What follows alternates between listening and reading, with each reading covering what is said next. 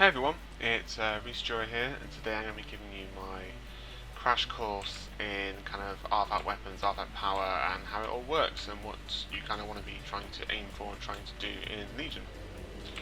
So there's going to be three main topics I'm going to briefly go over today to give you some more knowledge, which is, so first of all, artifact power, how you get it, how it's given to you, how does it affect your spec, and I guess ultimately how you get your weapon. Second of all will be artifact knowledge, which is a feature that comes in 110, which will directly affect how much artifact power you get, and it's obviously very important to do this because the amount of percent extra you get is massive. It can get really high, so you need to be doing these on point. So I'll be going over what they are, how you do them. And then third of all, I'll be going over the Relics, which you slot into your weapon, and they have two kind of main effects on your play. So again, these are quite important, and you're going to be seeking these out throughout the expansion, so I'll go over them too. So first of all, when you log into Legion, basically the first thing you're going to do is you're going to get your artifact weapon. I know a lot of people were worried about, oh, my weapon's going to look the same as everyone else's, blah blah blah blah blah. Don't worry about that. As you can see here, oh shit, I fucked up. As you can see from here, you can get lots of different skins and tints, and every single type of model has a different colour scheme on it. So, you know, this is obviously vastly different from this, and then this is vastly different from that. So, I'm pretty sure they're going to add more than these 16 here. So you're gonna have ways to customize your weapon, and you can ultimately transmog them into something else if you want to anyway. So then you're going to get your weapon as soon as you log in. So let's say you're playing a tank or a healer, like myself. I'm going to be playing Guardian Druid for the expansion, and I don't really want to level in Guardian, and if you're a healer, you especially don't want to level as a healer, because that is the equivalent of drinking bleach. So what do? You just pick a DPS spectre leveling that you normally would. So for instance, I'm going to level Feral, so when I get offered my first choice of artifact weapon at level 100, I'm going to pick Feral, and I'm going to do all that, kind of the quest to go get it, which is pretty self-explanatory. It talks you through it, and then go to your class order hill to set it all up. And then what will happen then at level 102, I believe, unless they change it near in the day, is you will get a quest at your garrison. Not your garrison, I need to stop saying that. It's like Vietnam flashbacks. At your order hall is you'll get a quest to go get another one. And at this point, I would definitely recommend getting the one that you're choosing or maining if you haven't already. So you ask, well, I have lost all the artifact power I gained from 100 to 102. First of all, you basically gain no artifact power in this time. The amount of artifact power you gain is basically meaningless, but you don't even lose it, because all artifact power comes to you in the form of nice little tokens. So, for instance, if you see this here, you literally get it, you don't have to use it, you can use it whenever you want, but when you do, it'll give 150, this one for instance, 150 artifact power to your currently equipped weapon. So you can sit on them, and then when you get your main weapon, you can put it in then. So when I get my Gloves of Warsock, I will spend all my points on it. What are these points used for? These points are used to unlock these traits. You always start with one. In the case of the Marksman Hunter, you get Wind Burst, which is like a fancy aim shot which makes people move, or makes you move quick. Alright, so you and allies, I didn't even realise that, between you and the target by 50%.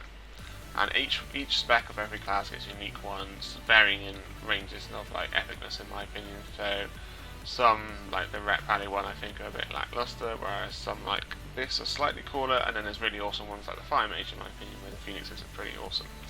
And then, going from this, you get to choose which way you want to go. If you don't really care about min-maxing, you just want to go for the gold legendary one that you think looks the coolest, you can read their effects, and there's places like Wildhead have these maps online, so you can go check out everything, and they probably, especially like Wildhead and Icy Veins stuff, will also have like the perfect build if you are that way inclined and you want to, like myself, raid quite heavily, so you can just go straight down the way you want to go. You get the cost of upgrading obviously gets more the further you go along, but so does the amount of artifact power you get, because of a feature called Artifact Knowledge, which I can go into now. So Artifact Knowledge will be as a feature that you basically unlock to level 110, where you'll get a quest relative to your weapon. I think shamans get a special thing, but I haven't done that. And once you've done it, you will then be able to unlock the ability to put these kind of work orders in using your order resources. You'll need 500 to do it, and it takes 5 days. You want to do this every 5 days on the dot, unless you're unable to for some reason. You want to do it, because as I'm going to show, I guess I can show now, somewhere around above me, around here, I can show kind of this the growth of the percentage amount and why it's so worth it. So yeah, so have a look at that, and basically what this does is it means you get artifact power way more quickly, which is obviously very important because the amount of artifact power you need to get upgrade gets massive towards the end, massive, ridiculous. Even to the point where if you're worried about having an off spec and what it means for that, it'll get to the point where you can get like 10 upgrades in your off spec as opposed to 1 upgrade in your main spec. So if you're really trying to push it, you don't want to spend any points, I guess, in your off spec. But if you're just, not in method, I guess it doesn't exist anymore. If you're not in a ridiculously high cutting edge mythic guild, you're going to have, your offhand's going to be fine, and your off spec weapon's going to be fine as well. Slightly, obviously less power than your main, but still going to be fine, which is important because some people, myself included, like to have a second spec to tick around with. So again, I don't want to play Guardian PvP, I want to play Fel. So that's kind of the basic outline of artifact knowledge. It's very simple but very important. And lastly is Relics. So you get 3 slots. This one which unlocks when you do get to a certain point in your order hall campaign. And basically they drop from bosses or from quests or just lots of things, but you're going to be aiming for ones from dungeons and raids mostly if you're a PvEer. And they basically have 2 main effects. So you slot them into your weapons, all 3, and then they, first of all, as you can see there, will increase your item level of your weapon. So this is the only way to increase the item level of your weapon. It starts at base, I think it's around 750, actually exactly 750, and they increase the eye level. So not only does it increase the eye level, they also increase your 2 main stats, so agility stam, or intellect stam, or strength stam. So that's obviously very useful. And second of all, as you can see, they will they will give you a point in a skill. So for instance, this one here, Iron Ball's Last Words, which I got from a cool quest, which I won't spoil, gives me a 3 point in this, which is really nice. So say you're aiming for, say I don't know what the optimal hunter one is, but say the optimal hunter build was to go like this, down to here, down to bullseye first of all, getting a 3 point down here, lovely. It just gives you gets you 1 step closer to your goal. And then I'd be doing even better because this one goes to here, and it again helps me get to where I want to go.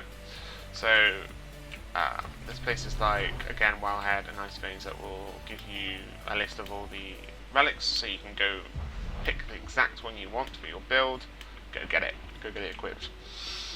Oh, sorry, it's a bit late at night recording this, I'm a little bit tired. So that's what relics are for. So overall, what you need to do with your weapon is, and this is kind of honestly my favourite thing about Legion right now, is play the way you want to get artifact power, use your artifact power to make your weapon better, make sure you do your artifact knowledge work orders so that you get more artifact power so you can make your weapon even better, make yourself better, and get the relics that you want at the highest eye level possible for them to be, that you can possibly get at the time, so that you can help your build and get to your desired legendary talents quicker. It's cool, we've got Korean Bear. So there's the 3 main things in kind of my crash course of artifacts and how they work. This is not anywhere as in depth as it could be. This is more of a kind of easy to digest, bare bones basis of what you need to know to get going in the expansion, just like with garrisons in WoD. So on that note, I will thank you for watching my video, and I hope that you had some sort of gain in knowledge from this. And if you did, I'd appreciate a like, if that's possible, guys. And if you have anything to add, just whack it in the comments below. If you have any other tips that I've foolishly missed and you'd like to share with your fellow players, chuck it in the comments, let them know. I'd definitely be interested in knowing as well. And if you like Overwatch and World of Warcraft, be sure to subscribe, because I do lots of kind of informative videos on those games, and I'm probably going to branch out into Hearthstone at some point as well, when I feel like I've got something to say about it. Anyway, so that's going to be me, Rhysjura, signing off. I hope you all have a lovely day. Thank you.